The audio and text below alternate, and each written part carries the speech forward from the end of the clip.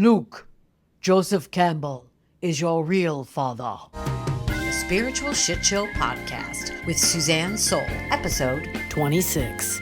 Hello, you fucking heroes, and welcome to the Spiritual Shitshow podcast, where we get into the total wreckage the healing and spiritual awakening journey can be. I'm your host, Suzanne Sole, comedian, lifelong spiritual student, and I'm sharing some of the sparkling jewels I've learned along my journey that have helped me, and that I hope help you too. So, this is part 2 of That Time the Power of Myth Blew My Fucking Mind, where I talk about the PBS series, The Power of Myth, where journalist Bill Moyers talks with legendary author and mythologist Joseph Campbell. And why? Because it blew my fucking mind. That's why. In part 1, Meet Joe Campbell, I shared my dramatic first contact with the series, aka that time I stopped in my tracks. And I shared some info and backstory about Joe Campbell and about the power of myth. Now, let's get into it. So, you sit down to watch The Power of Myth, all innocent and unsuspecting, thinking it's gonna be a nice little PBS documentary with some flute music and maybe a shot of some geese flying by. And boom! Joseph Campbell, a twinkly-eyed, scholarly wizard in a tweed jacket, opens his mouth and casually drops this little nugget. The real dragon is in you. That's your ego holding you in. What I want, what I believe, what I can do, what I think I love, what I regard as the aim of my life, etc. It might be too small. It might be that which pins you down. And if it's simply that of doing what the environment tells you to do, it certainly is pinning you down. And so the environment is your dragon as it reflects within yourself. And to slay the dragon, you must follow your bliss. And your bliss is that which you feel called to be and do and brings you deep joy. Find where it is and don't be afraid to follow it. And you're like, holy shit. What the fuck is happening? Because you thought you were just trying to make it through another Tuesday without rage texting your boss or crying in your car. But no, you had to get your mind blown so very early in the week. This first conversation in The Power of Myth, titled The Hero's Adventure, was inspired by one of Campbell's most influential books, The Hero with 1,000 Faces, which is based on the hero's journey. In this conversation, Moyers asks Campbell, why the hero with 1,000 faces? And Campbell says, because there is a certain typical hero sequence of actions, which can be detected in stories from all over the world and from many periods of history. Okay, y'all, I'm not going to sugarcoat it. Joseph Campbell's book, The Hero with 1,000 Faces, is a serious fucking read. It is dense. Like, I need a nap between footnotes dense, truly. It is full of dream analysis, comparative mythology, and Jung peeking around every paragraph like, shall we talk about your childhood? It's one of those books you buy thinking, oh, this'll make me sound so smart at parties. And then you read 5 pages and find yourself weeping into your chamomile tea, seeing your entire life in the hero's journey, and realizing all the times you said no to the call. Oops. But if you hang in there, and by hang in there, I mean periodically scream into a pillow if you need to, you start to see what Campbell's doing. He's handing you a flashlight to check out the undergirth of your own wild-ass psyche. Published in 1949, when men wore suits to breakfast and therapy was called Shut Up and Eat Your Flapjacks, Campbell unleashed this mythological mindfuck on the world by stitching together ancient stories from every corner of the planet. His message?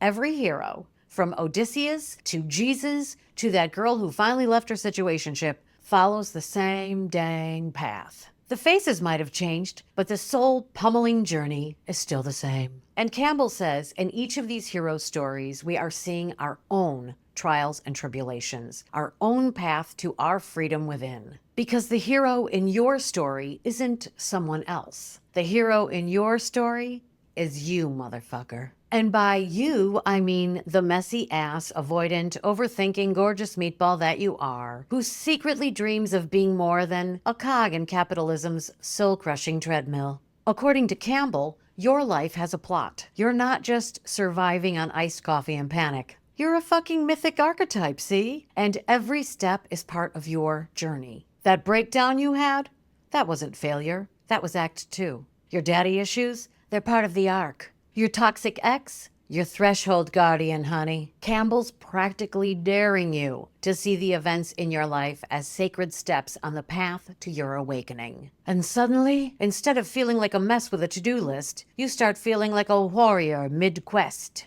A tragic, hilarious, often bloated warrior with seasonal depression, but a warrior nonetheless. What the hero with 1,000 faces really does, beneath all the academics and mythological orgies, is crack open the idea that life isn't happening to you, it's happening through you. Fuck. Right? And if you're willing to answer the call, or at least start by being willing to be willing, then every awful, magical, chaotic moment might actually be a clue. It's less of a how-to guide and more of a, guess what? You're already doing it, and sometimes you do it great, and sometimes you fuck it up royally. And ain't that grand? Well, in theory, yes, it is grand, but in everyday living, sometimes it does not feel grand. Stumbling forward, saying yes when you want to run, dying to your old shit so you can live a little freer, screaming, "What the fuck is happening?" into the void, and hearing the void whisper back, "You're growing, sweetie." Campbell says there are 2 types of hero deeds. One is the physical deed, the hero who has performed a physical act of heroism, like saving a life, giving himself, or sacrificing himself to another. And the other kind is the spiritual hero who has learned or found a mode of experiencing the supernormal range of human spiritual life and come back and communicated it. In The Power of Myth, Moyers mentions that the major religions teach that the trials of the hero journey are a significant part of it, and that there's no reward without renunciation and without a price. That the Quran speaks, "Do you think that you shall enter the garden of bliss without such trials as come to those who passed before you?" Christ receives his divine call in his birth, faces trials and oppositions throughout his ministry, undergoes a profound ordeal through his crucifixion and returning, and is transformed through the resurrection, offering the path of spiritual salvation to humanity. The Buddha lives in luxury and receives his call upon learning about sickness, aging, and death, and goes out into the wilderness to seek truth. His ordeal occurs as confronting inner fear and illusion during deep meditation under the Bodhi tree. Upon awakening, he returned to offer a path to inner freedom and peace. Muhammad was a camel caravan master, but he would leave his home and go out into a little mountain cave that he found and meditate and meditate. And one day a voice says, "Right," and we have the Quran. Moses is a hero in his ascent of the mountain, meeting with Yahweh on the summit of the mountain, and coming back with the rules for the formation of a whole new society. That's the hero act. Departure, fulfillment, return, and on the way there are adventures that can be paralleled also in other traditions. Campbell explains the hero represents a cycle of going and returning, which can also be seen in the simple initiation ritual where a child must give up his childhood and become an adult, must die to his infantile personality and psyche and come back as a self-responsible adult, which requires a death and resurrection. And that is the basic motif of the hero journey, leaving one condition, finding the source of life to bring you forth in a richer or more mature or other condition. According to Joe, the hero's journey is the mythical roadmap to self-realization, spiritual growth, and becoming the most delicious version of yourself that you can be. And it's the blueprint behind every story that's ever moved you. Star Wars, Harry Potter, Finding Nemo, or the choose-your-own-adventure story that ended with you finding yourself in a snake pit with a bunch of sharks. And as I mentioned in part 1, George Lucas credits the hero with 1,000 faces with helping him write all the Star Wars films. Luke, Joseph Campbell is your real father. Campbell looked at thousands of ancient stories and said, "Oh shit, these people keep going through the same hot fucking mess." And thus, the hero's journey was named, a metaphorical meat grinder for the soul. that somehow ends in enlightenment if you don't tap out. I mean, let's be honest. Personal growth sounds great in theory until it actually starts happening. Then it feels less like a sunrise over a mountaintop and more like getting sucker punched by the universe in the form of the neighborhood Romeo in gray sweatpants. And I don't know about you guys, but for most of my life, I had this belief that when my life was difficult, that meant I must be fucking it up and doing something wrong. And so when I would be working toward a goal for a while and the journey would start to feel emotionally difficult and exhausting, and I would be feeling that deep frustration because I was working really hard but not catching a break. A lot of those times when I was in that part of the journey and those feelings would show up, I would change course because I thought I was fucking up. And it's not that you shouldn't change things if your environment is not healthy or safe. But it's like I would create a plan of action to achieve something. I would set it all up so I could start building. And when I would experience hard times, I would think it was because I fucked up and chose the wrong goal or dream or life direction. I actually think most people don't have a problem with doing the work to achieve their dreams or goals. I think it's the emotional abandonment that you feel when you're years in and you don't see a lot of fruits for your efforts. That's the hard part. It feels like you're walking through the desert. I think the story of the Jews walking through the desert for 40 years is a really good metaphor for the desert of little or no returns part of the hero journey. And so this is where the myths and understanding the hero journey can spur you on. Now, Campbell didn't invent the hero's journey. He just connected the dots between a bunch of ancient stories and said, hey, you know what all these tales have in common? Some poor bastard gets dragged out of their comfort zone. Everything falls the fuck apart and somehow they come back stronger, wiser, and slightly more annoying at parties. So the hero's journey starts in what is referred to as the ordinary world, meaning the journey of the delicious hero, aka you, aka me, aka anyone in the whole wide world, and maybe even aka aliens, who knows, starts in the world that is familiar to us, which of course is subjective because if you live in Manhattan or you live in the African plains, those are two very different ordinary worlds, but they're ordinary to the person who lives that life every day. Anywho, you're minding your own damn business, eating lukewarm leftover mashed potatoes. And maybe as far as you're concerned, everything is great. Or another possibility is where you might feel stuck in some soul-numbing routine, and you keep telling yourself, it's fine, as you cry tears of painful boredom into your taters. Even though you've convinced yourself that playing it safe is better than trying and getting hurt. That's cute. I mean, in denial, but cute. Campbell says to Moyers, you see, this thing up here, he says, pointing to his brainsies, this consciousness thinks it's running the shop, but it's a secondary organ of a total human being, and it must not put itself in control. It must submit and serve the humanity of the body. Because listen, people, the hero's journey isn't just something that happens in myths or movies. It's happening to each of us in our everyday lives, right the fuck now. It starts with something Campbell called the call to adventure, aka the launching pad to your journey. The call to adventure fucks with your regularly scheduled programming. A breakup, a breakdown, breaking your ankle tripping over a goat during goat yoga, or that constant feeling of, what the fuck am I doing with my life? You've been feeling all year finally gains enough pressure that you can't take it anymore. Or it's a new job offer that would take you to a new city, or you decided to try dating again. That's the call. It's not subtle. It's a cosmic booty dial from the universe that says, shit's about to get real, babe. Campbell says that if you ignore the call, you will be in hot-ass conflict with your soul. And babe, he is correct, because I have been there, and it is not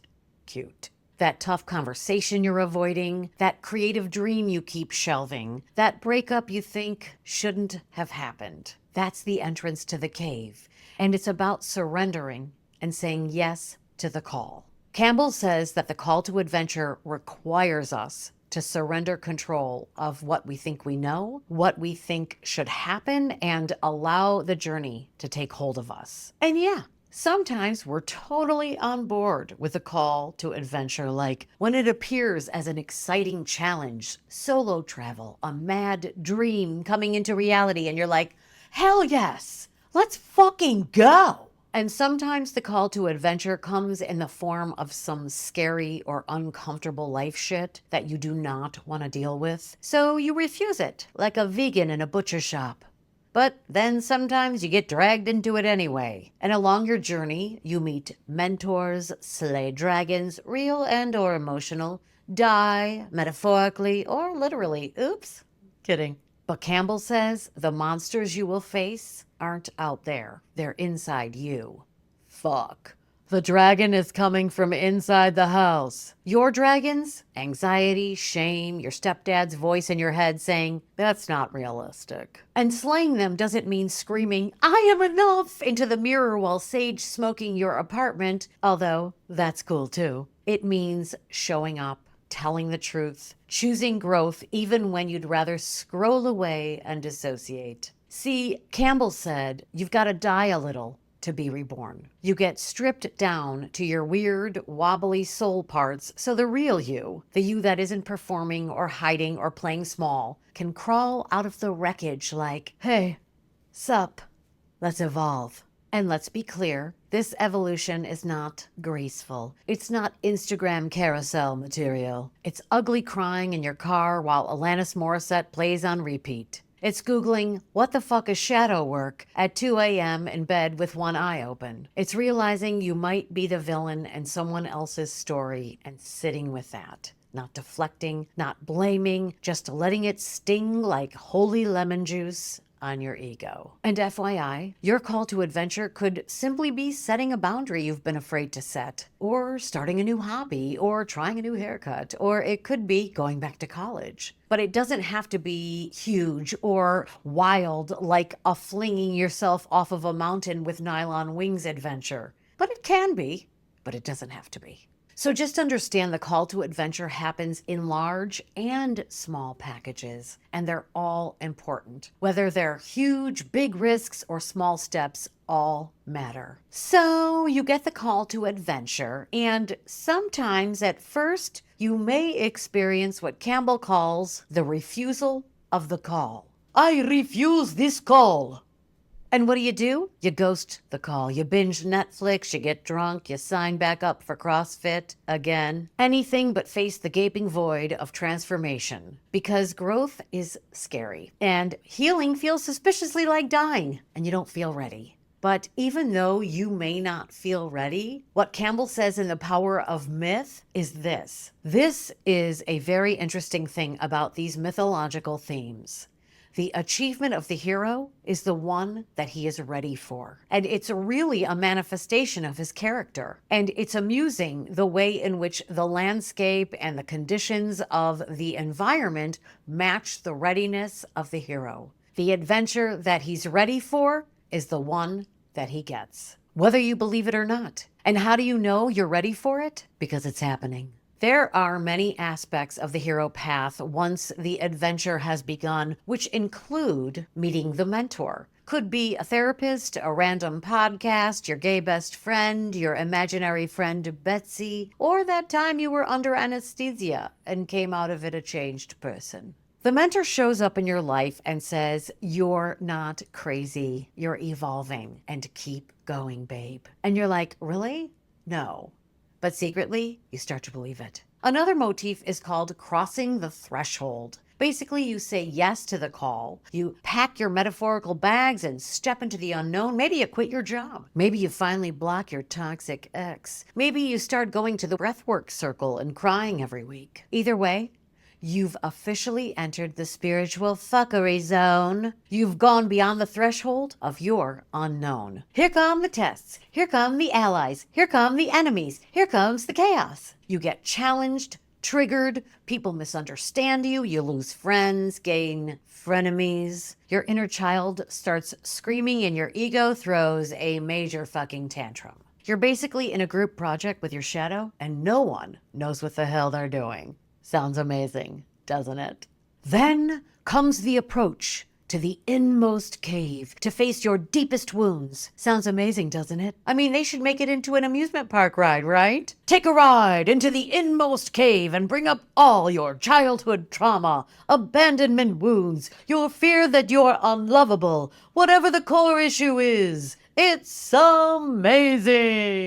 I just got off the inmost cave ride, and I need to lie down. We took the kids on the inmost cave ride, and I don't think that was a great idea. I just got off of it, and I'm getting back in line to do it again. And just when you think you've got a handle on this whole thing, here comes the ordeal, and you go through it. The dark night of the soul, existential crisis, identity death. It's ugly, it's painful. You cry so hard your ancestors start whispering from the beyond. Hey girl, you're gonna be okay. Go take a walk or listen to some music. Take a break and then come back to it. We're here, we're waiting. This is the belly of the whale, meeting the stuff that's been loitering in your unconscious like a bad oyster, and facing it changes you. And finally, the weight is lifted and you see the light at the end of the tunnel. The reward. You make it through, barely. But something has shifted. You find your truth, your voice, your power, maybe even a smidge of peace.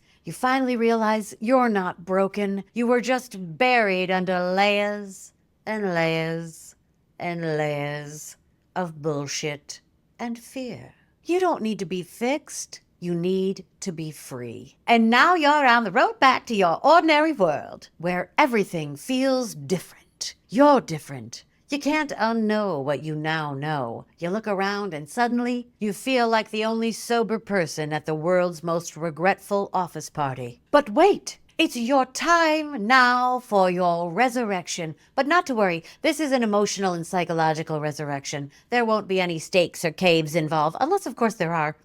Eventually, though, if you don't run back to your ex or your old habits or your safe little familiarity bubble, you'll hit that sweet point Campbell called the return with the elixir. And now, back from her world tour of hell and high water, here she is, ready to rock your world and enlighten all y'all's asses. In the return with the elixir, you come back with the treasure. The insight, perspective, a one-woman show, a new boundary, whatever it is, it's sacred AF. Now you help others, or at least stop enabling them, and live in alignment with the badass healer, warrior, sage you've become. Anywho, the hero in the story comes back changed, wiser, humbler, transformed, with slightly better boundaries, and maybe a podcast. And as I listened to this conversation, I became very aware that I had been thinking too small about myself and too small and scared about life. Life was a lifing and trying to lead me on my path. And because of the way I saw the world, when life was trying to lead me, I got terrified. And so I worked really hard to control everything around me, and including people. And so if you were around during that time, super sorry for that thing I said or did. Joseph Campbell, that brilliant mythological bastard, handed us the mirror and the map. He dared us to look at our own chaos, not as a punishment, but as an initiation. And whether your call to adventure shows up as heartbreak, job loss, menopause, or a suspicious rash, the point is, answer it.